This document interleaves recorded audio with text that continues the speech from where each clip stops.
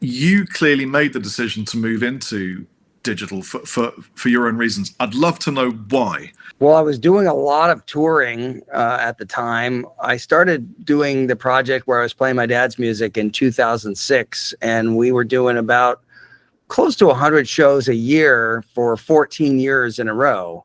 And I started off with a pretty elaborate analog multi-amp speaker cab system with lots of effects. The issue for me was that to recreate my dad's guitar sounds, it really required unique wiring of all kinds of gear and a lot of gear. And it started to become very expensive, and the stuff wasn't working because when you travel down the road, everything comes loose. So sound checks, I would be unable to get my guitar rig up and running as fast as it was needed to be put together. And there was always a ghost in the machine, some wire just slightly pulled out because, you know, you're trying to jam stuff into small spaces to keep it lighter or more compact to travel with. And it just was not working very well. Plus, it wasn't as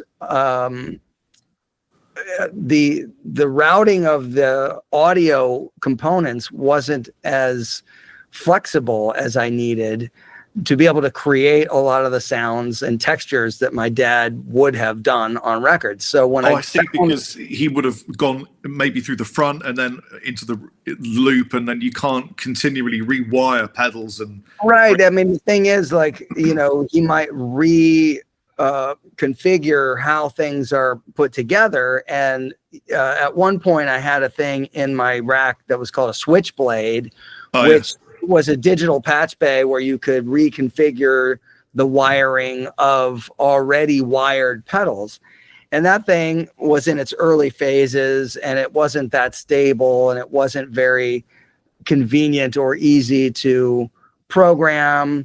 And so it just added more problems to the whole rig.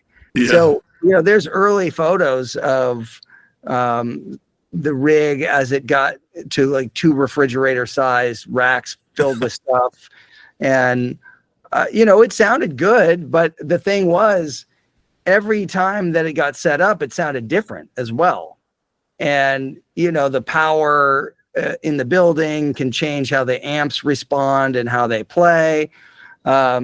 So when I finally got around to trying out the Fractal, I realized how much more flexible it could be, how much gear it could replace, and how consistent of a sound I could get, and how much lighter everything would be. And it worked well for what I needed it to do. And of course, I've the rig that I have made has expanded and contracted over the years. It's become a large format rig that's based on fractals with lots of pedals. And then I've made it smaller a few different times. You know, it's evolved many times as the technology has evolved. You know, I used to have to use 2 fractals, one for the left side and one for the right side, because even though it's a stereo unit, I was running out of DSP with the processing power required to make the kind of presets that I needed to make to build the sounds. Right. So it was elaborate for that reason, where you basically are having autonomous left and right, and you have signal chains, things that only go to one side and only go to the other, and then some stuff that goes to both. So that became kind of one of the things that I did stick with over a period of time. I do have a touring rig that is currently set up that way, because I do find that it makes it easier for me to get some of the sounds that my dad would have used on a record. It just gives me the flexibility to do that. But now I can do it with a single axe effects because it's powerful enough, you know, so the Axe 3 is powerful enough to do it.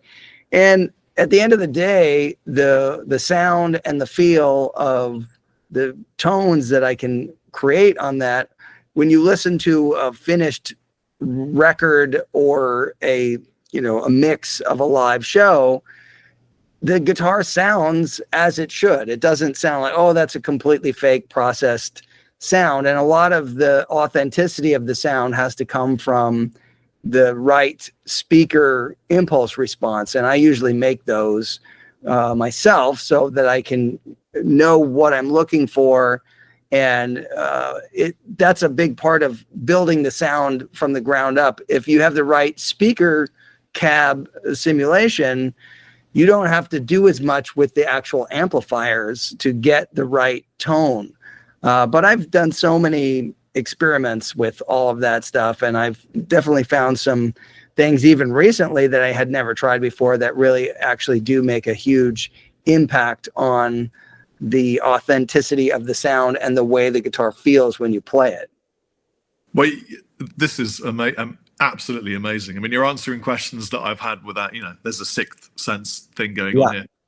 I was going to ask you, but you've kind of delved into this already. I mean, clearly your situation is utterly unique. I mean, you need to make so many different kinds of sound and have them historically correct, because the Zappa fans are unhinged, and they'll, you must get some crazy commentary like, oh, well, I think the fuzz actually that he used was probably this and that. So you got to get it nuts on. Well, yeah, I mean, there's a lot of people that have speculation of things. And the thing at this point in time is you don't have to use the actual equipment that was used to make the sound. There's enough stuff out there that makes a similar enough sound. And if you know how to put it all together, you can use stuff to make an almost identical copy of a sound using gear that player never used, so Van Halen sound or Frank Zappa sound or whatever.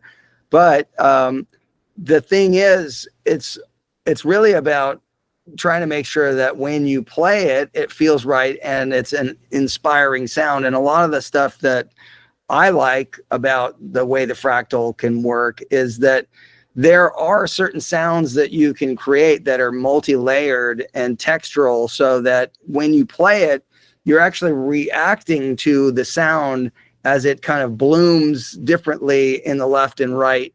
And so we use in-ears, and I can hear all that stuff. But even with the speakers on stage, I have 4 speakers on stage because the setup that I have is intended to be different for any preset. So I might have a mono center channel and a wide left and right, or I might have 2 stereo sounds, but they're panned slightly differently based on, let's say I have a clean DI sound that's mixed in and I have other effects.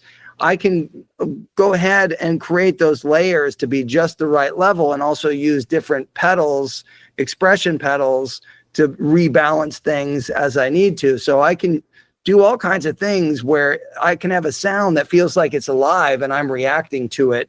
And that's kind of what I love about it, particularly the Dynaflanger sound that my dad created for Shut Up and Play Your Guitar, because it's so heavily modulated, but against one side that's stable. So when you have a sound that's like going in and out of tune against a stable side, you get these things that are happening in the stereo field that are really fun and interesting, that make you play a certain way, especially at moments in a solo.